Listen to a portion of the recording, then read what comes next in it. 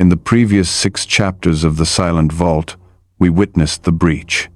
It was not a sudden explosion, but a slow, elegant disintegration. A half-century in the making. When you look at the red lines climbing your screen, when you watch assets made of bits and bytes vanish into the liquidity black hole, you must realize you are no longer witnessing a mere recession. You are attending the funeral of global credit. Welcome back to the Silent Vault. When government IOUs lose their purchasing power, and when the foundational risk-free asset of the world cracks, the system will do anything to survive. This survival mechanism is an ancient reflex. It is a return to a power that does not rely on promises, a power that does not need a power grid to exist. After 50 years of silence, it is ready to redefine the weight of the world. 1971. A summer that changed everything.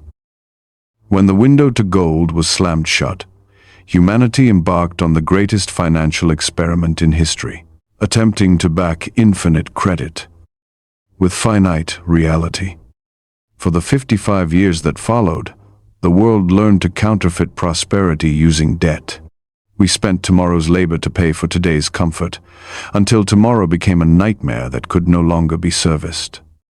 But history is never new, it is merely repetitive. From the diluted coins of the Roman Empire to the flying paper scraps of the Weimar Republic, every credit bubble ends at the same exit.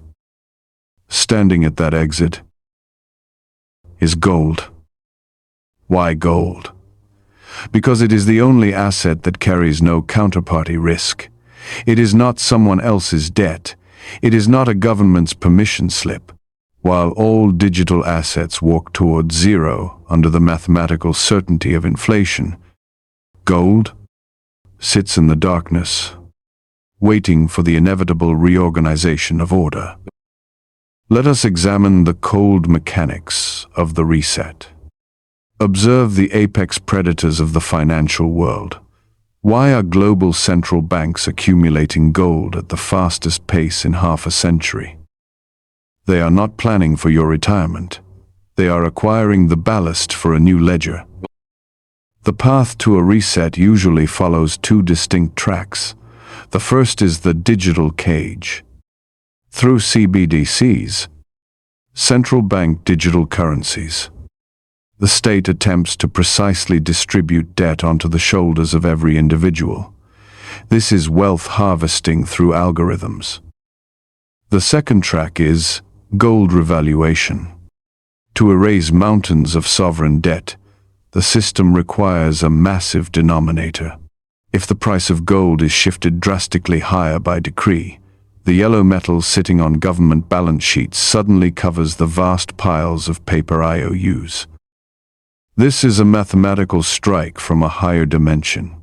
By redefining the price of gold, governments make old debt look insignificant on paper.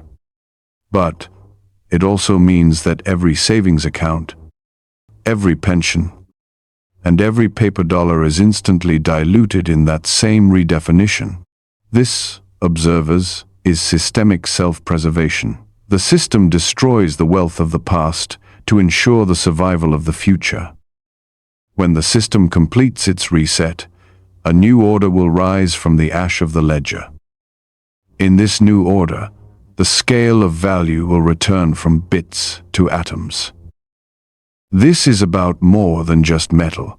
It is about sovereignty, individual sovereignty. When wealth is locked in a cage of digital code, only those holding reality possess the right to exit. You do not need to wait for a bank to open. You do not need to beg for the network to stay online. Your wealth is held in the palm of your hand. This is the essence of the self-rescue, migrating from a systemic dependent to a sovereign owner before the credit evaporates. This migration is silent, and it is lonely, but it is the only foundation that will not burn. Observers, the dam has disappeared.